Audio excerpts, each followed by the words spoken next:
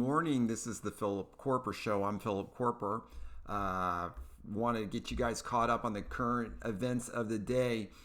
Looking at Fox News headlines, the debate last night with the Democrats. Oh my heavens! It turned it like into a melee. The Democrat showdown Wednesday night in Las Vegas repeatedly put former New York City Mayor Michael Bloomberg, or Mini Mike, as Donald calls him, or as Rush Limbaugh calls him, Doomberg, in his primary rival's crosshairs as the surging billionaire made his debate stage debut. But the event quickly expanded into an all-out melee and was easily the most aggressive debate of the nomination season to date, as much of the 2020 presidential candidates took sharp personal shots at each other. Oh, it was a feeding frenzy. Pocahontas initially took off, and she says, well, I'm going to support whoever wins the nomination, but we take a huge risk if we just substitute one arrogant billionaire for the other. Oh, my. And she said, Mini Mike has called women fat broads and horse-faced lesbians. And she said, no, I'm not talking about Donald Trump. I'm talking about Mayor Bloomberg. And Mini Mike is like, hey man, we're not going to just throw out capitalism, and then the people in the audience are booing. Oh, so he had to try to defend all these civil complaints against him, and Pocahontas was going after him for that. Oh my heavens. And then Mini Mike tore into Bernie Sanders, as I mentioned. We're not going to throw out capitalism. And then Crazy Bernie, was going after a moderator, the NBC moderator, over questions of the unfavorable poll on socialism. Klobuchar, she's going after Perfect Pete. Oh, I love this. You know, it is true. Pete Buttigieg is so sanctimonious. You know, I mean, here is this guy who's married to another guy who is lecturing me over the scriptures and saying the other day that, you know, the Trump supporters, he can't believe we support Donald Trump. Haven't we read the scriptures? What is our interpretation of the scriptures? And I'm like, yeah, Perfect Pete, Pope Pius the Peep. I mean, of course, your interpretation of the scriptures is way, way different than mine. I mean, somehow you're reading in that homosexual behavior is okay into the scriptures. I don't see that. I'm going to disagree on your interpretation. But you know what? That's okay, Perfect Pete, because we have freedom of religion in this country. And so we could agree to disagree on this. I have my beliefs and faith, and you have yours. Please just don't thrust your beliefs on mine, and please don't ask me to celebrate your actions that I feel like are immoral. I'm going to tolerate this immorality, of course. I've got my own problems. There's lots of toleration going on in this world. I live in this fallen world, but don't ask me to celebrate your ideas. You could try to convince me. You could try to get me to change my mind. I'll listen, right? I'm open. I'm always open to truth wherever I can find it. So anyhow, this is hilarious. Donald last night, of course, what is Donald doing? He's at another rally. I mean, this guy is the Energizer Bunny. He does not stop. We are getting our money's worth out of this guy. He is in Phoenix at a big mega rally, going after Doomberg. Oh, it's just great. John Bolton was with Susan Rice. Oh, yeah, and they were in Nashville, Tennessee, talking on some leadership thing, defining U.S. goals, okay? And he said he didn't expect the Senate to vote against him having to testify. He didn't think he said, people can argue about what I should have said and what I should have done. I would bet you $1 right here and now my testimony would have made no difference in the ultimate outcome. Susan Rice was citing security clearance procedures on her book and said she couldn't imagine, quote, withholding my testimony with or without a subpoena or going public with information if she thought it was of national importance. Oh, Susan Rice. Oh, what a fail. failed politician she was. Oh, remember how they hid the Benghazi episode? Her and Obama blamed it on some bogus video. Oh, they just lied right before that election. Oh, yeah. Oh, well. Oh, hey, so the coronavirus continues to be a problem. Two people just passed away who were on that Diamond Princess passengers. Two Japanese people in their 80s. They did have other existing chronic disease, but a Japanese man and woman passed away from the coronavirus. Okay. So Japan now has 3 coronavirus-related deaths. The 621 confirmed coronavirus cases among the cruise ship. 3,700 passengers represents the largest outbreak outside of China. Okay, so that boat has been quarantined since February 5th. So this coronavirus does not seem like it's plateauing yet. I'm praying, hoping and praying that will plateau sooner rather than later. So Richard Grenell was picked by Donald to be let's see here, a DNI. So this guy, if I remember right, he's the ambassador to Germany. This guy's really awesome. So he's the current ambassador to Germany, and he's going to be the director of national intelligence.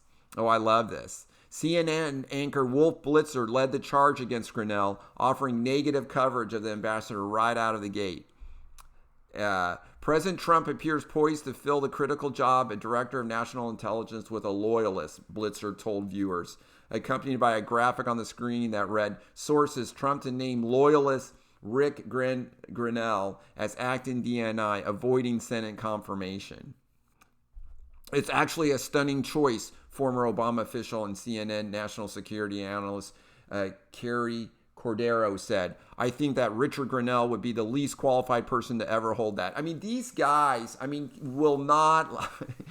So, they are that anything Donald does, they don't like. Okay, so now you can see why it's really easy to see that 93% of what Donald does is criticized in the media. He cannot do anything they like. It's impossible for Donald Trump to make any good decisions.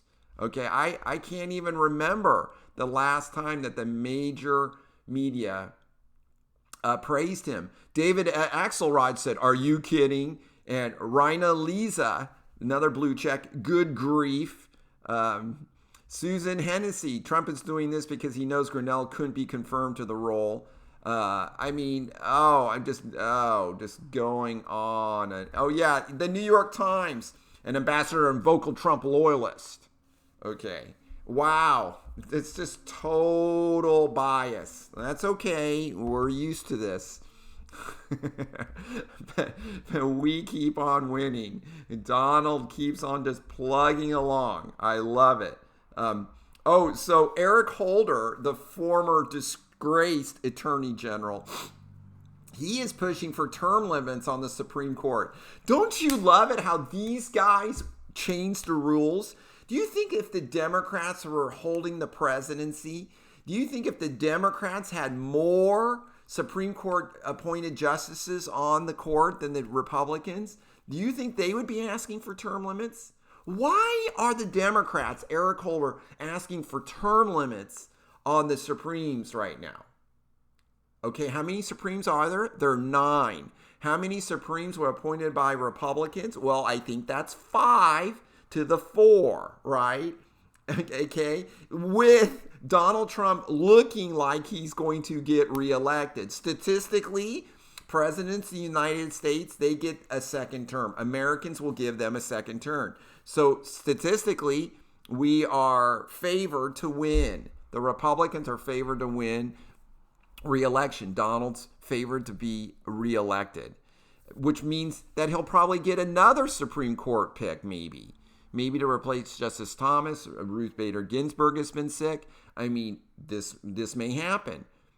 These people always want to change the rules when they are losing. The same thing with the with elections. They want to change the rules with the Electoral College so they can win, right? Because the Democrats got more popular votes, possibly. Who knows? We never did count all the votes, right? A lot of states don't count all the votes because it's too expensive. So we don't know, but the Democrats were winning. Hillary Clinton got more votes that were counted than Donald Trump. So they want to change the election, change the rules of the game so they can win, so they don't lose. So whenever they lose, they want to change the rules. Okay. This is like with impeachment. They want to make a big deal that the House sent articles of impeachment over to the Senate. They want to make a big deal about that. Okay. But of course, that's a very small piece of the prize because that means nothing. Okay. There's no significance really to that. It doesn't affect the president of the United States. What affects him is if the Senate convicts him, okay, and then he is booted out of office, all right, or if he's innocent, okay, if he's not guilty. So, which was the Senate's decision, which was the big decision. And so they wanted to minimize what the Senate did and call it a fraud, and then they wanted to legitimize what the Democrats did in the House of Representatives under Nancy Pelosi. So they love to just change the rules. But it is what it is. We got to deal with it. For example, I am fascinated. Even my buddy Andrew Klavan I think is missing the point here. Okay, who is the highest? Who is the number one law enforcement person in the country? Okay, so if you go to the website justice.gov, all right, they say since the 1870 Act, okay, so this is the Judiciary Act of 1789 that created the Office of the Attorney General. They said that act established by the Department of Justice as the executive department of the government. Okay, so it's not legislative, right? It's not judicial, it's executive. Okay, so it's an executive department of the government of the United States. The Attorney General has guided the world's largest law office and the central agency for the enforcement of federal laws. Okay, and let's see. I wanted to read this one part here. So the Attorney General, the Department of Justice, traces beginning the first Congress met in New York, created the infrastructure for operating the federal government. All right. So, although it'd be nearly another century before Congress would create the Department of Justice, the establishment of the Attorney General position marks the true beginning of the department. Okay. So the Attorney General is over this office, okay, of the Department of Justice. So who is over the Attorney General? So the Bill Barr is the Attorney General of the United States, okay? And so he controls all the Department of Justice, that whole brand, that whole department, okay? The Department of Justice, are they under the legislative branch? Or are they under executive branch or the judicial branch? There's only 3 branches of government. Oh, they're under the executive branch. Oh, who is the head of the executive branch? Oh, Donald Trump. Okay. Where does the cabinet, Attorney General is in the cabinet of the president. He is in the president's cabinet. Who hires and fires the Attorney General? Oh, it's Donald Trump. It's the President of the United States. So in reality, the President of the United States is the lead law enforcement person in the land, okay? And not the Attorney General. It's Donald Trump. So even Andrew Klavan is getting this mixed up. And so I think it's important. So when Donald says he's the number one law enforcement agent in the land, he really is, okay? Now, he wants Bill Barr to do his job and to look fair and to do his bidding, right? I mean, to be fair, right? But if Donald doesn't like what Bill Barr is doing, he can fire him.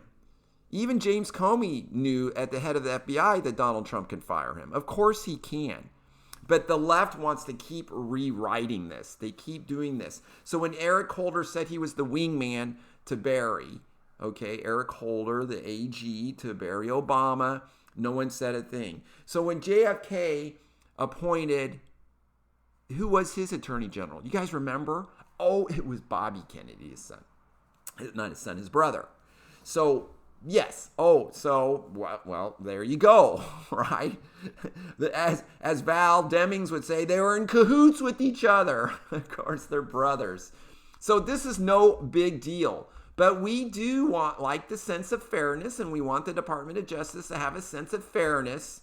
But we've got to remember where these powers are coming from. And both the branches are always fighting for power. I mean, that's the nature of the beast. It's like a three-legged stool, and they're all leaning up and pushing against each other. They're constantly trying to keep their own territory and fight for more territory. It's a healthy dichotomy or trichotomy, whatever. It's a healthy opposition. And so that works well. I don't know if I'm explaining that very well, but I hope you can understand. So anyhow, I found this article yesterday from the New York Post, and actually this is from February, the 19th. So it was yesterday. Oh yeah, so this is hilarious. So Bernard will not release his medical records. Oh yeah, I overheard that. Okay, he had a heart attack like in October, and I think he got some stents in his heart. I can't remember what they did to him. All right. And so he said he was going to release his medical records. Well, no, he's not going to now. Okay. He's decided that he's not going to. So then he has this lady come on. Oh, and her name is Bria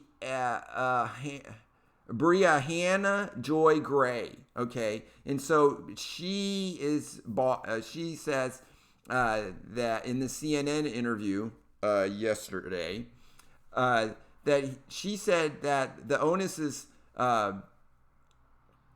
she goes, I think the American people deserve to know exactly how much every other candidate has released in this race currently and historically. What we're seeing right now is really reminiscent of some of the kind of smear, kind of skepticism campaigns that have been run against a lot of different candidates in the past, questioning whether they're from aspects of their lineage, apparently referencing to the birther thing. Okay, so anyhow, she's saying all of this stuff with this pylon on Bernard, right, about him releasing his records is like this birther thing, okay, which is ironic. Okay, you guys remember this birther thing, right? So Barry Obama has a little book published that he published about himself, and it says in there, I'm from Kenya. I was born in Kenya, like his dad. Oh, okay. Well, then later he goes, oh no, I was born in Hawaii. I was Hawaiian. Okay, so which is it? Were you, I mean, this is not just us. I mean, so why would you say you're born in Kenya? Okay, and then you're not. So, I mean, we questioned, I mean, this has always been an issue because Barry Obama himself, in this book that he published about himself, said he was born in Kenya. So you can see why we're confused over this. But they make this sound like we're a bunch of racists when we're confused about this. It looks like he was born in Hawaii. There is evidence that there's a birth certificate and there's a bunch of hoopla over that. But you could see why there's this conspiracy theory about where he was born, because he said he was born in Kenya, not Hawaii. So it's just very confusing. So you can see the problem there. So this thing about, and now relating that, and then they call us racist for asking that question. They made fun of Donald Trump for being a birther. Don't you love they've really won this argument because they label it as such. And so this lady is just trying to make that correlation to the medical records of Bernard Sanders. So that is a stretch. I looked this up. Nancy Pelosi, she's always wanted Donald to release her tax returns. Well, Nancy Pelosi, have you released your tax returns? What are you hiding? Oh, she said if she was running for president, then she would release her tax returns. We all know that tax returns, no one can do a tax return correctly. You do it 1,000 times and you'll come up with 1,000 different payments to the government. It's nearly impossible. The government doesn't even know exactly how much you should pay in taxes, but you need to make it up and you need to pay it. And then if they ever audit you, of course they're going to be able to find something wrong because it's so freaking complicated that even the government doesn't even understand how it all works. So we all just try to do our best and we pray that we don't get audited and that some dirty cop in the government doesn't go after us, because you could always go after us for our tax returns. I've said the same thing about Medicare payment systems. It is so complicated. The hospital does all the billing, and I'm thankful that they do, because I don't understand it, and I don't understand how Medicare pays for us, and I don't even think the hospital even understands it, but they do their best, and we hope we get paid. It's a joke. I heard a story yesterday about the Boy Scouts, and of course they're going for bankruptcy. This is very sad. Look how the left will destroy an organization. My parents were divorced when I was young, and my mom suggested that I join the Boy Scouts when I was 11, and I did. And it was a really neat troop, and there were really neat dads in there, and it was really good for me. It was a nice way for me to get out of the house. I wasn't around my dad very much. I was around these other men who were great examples for me. I had a really good experience for the most part, and I worked at it, and I became an Eagle Scout when I was 13 years old. That was cool.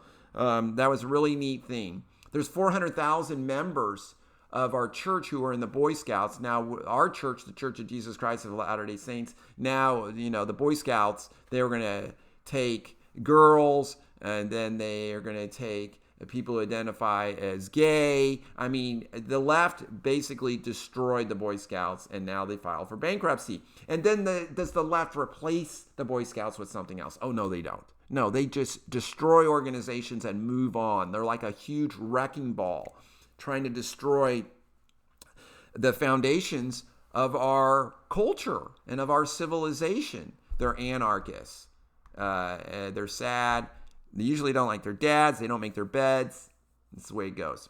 I wanted to mention weight loss. Had over another friend, I have a friend of mine, and he was taking steroids, and he was blaming a bunch of weight loss for steroids.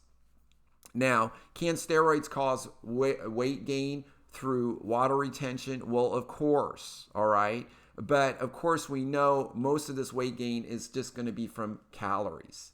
Calories in, calories out. This is the science of weight gain and weight loss. It just gets befuddled and confused.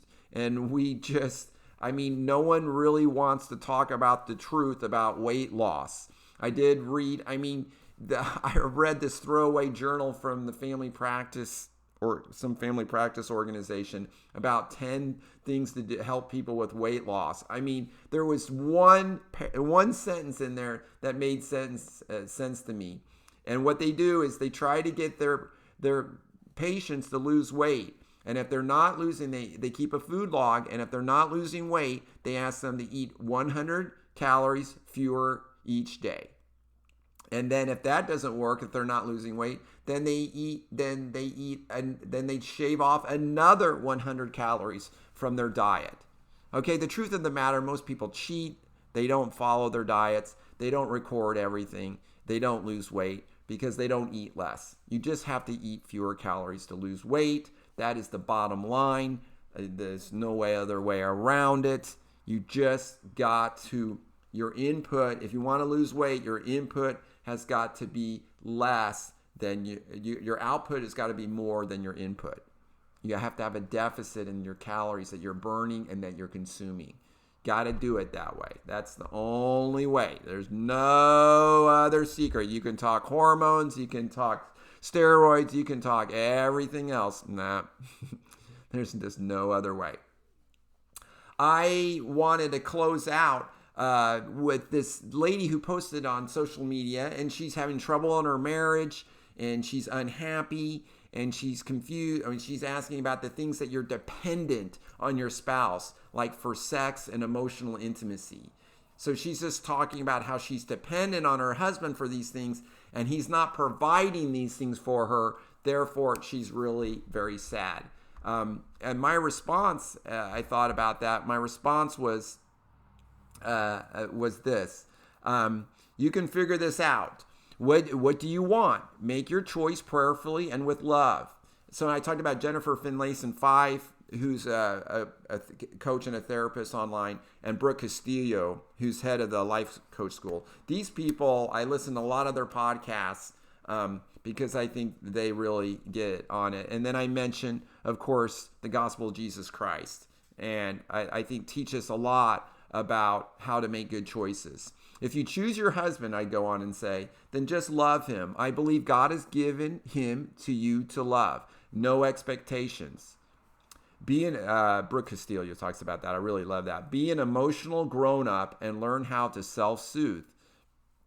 For example, if you want your husband to mow the lawn, you can ask him. If he wants to, then perfect. But if he doesn't, then you do it or you pay someone else to do it. No resentment. Problem solved. President Monson, who was former leader of my church, said, never let a problem to be solved become more important than a person to love. Just love without condition. Manage your own emotions and urges. We all did that before marriage, and we can do that during. Be your best. Be you. Repent. God will smile down on you, and you will love you too. Let God love you. Who knows what your husband will do? Love him for who he is today. Let him be his own self. I really like that. Well, I wrote it, but I like the thoughts that I have of getting God's love into my heart and sharing that with other people. Just unconditionally loving other people, sharing my time, my smile, acts of service with other people, and just plow that into other people because I enjoy doing that. Okay. And then if anything comes back to me, that's great. I know God will bless me for keeping his commandments. So I do know that. So in some regards, I'm pretty selfish because I do want to be blessed. So I keep God's commandments because I want to be blessed. I want to live with him again. I want to be with my family again in heaven. I want that. And so that makes me feel good inside and brings me joy. Oh, and the last thing I wanted to mention, I did watch Ford versus Ferrari, last night with Matt Damon and then is it Christopher Nolan, the Batman actor guy, Christian Bale. Really good movie. I had watched a documentary on that competition in the 1950s, or I think the 1960s. Yeah, the 1950s at Le Mans with Ford and Ferrari racing teams. Oh, I loved it. I thought it was really good. Enjoyed. Great. I thought it was a great movie. I think you guys will enjoy it too. You guys, thank you so much for listening. And this is Philip Koerper. This is the Philip Koerper Show. Subscribe at iTunes or watch on YouTube. And you guys have a great day. Hey, thanks. See ya. Bye.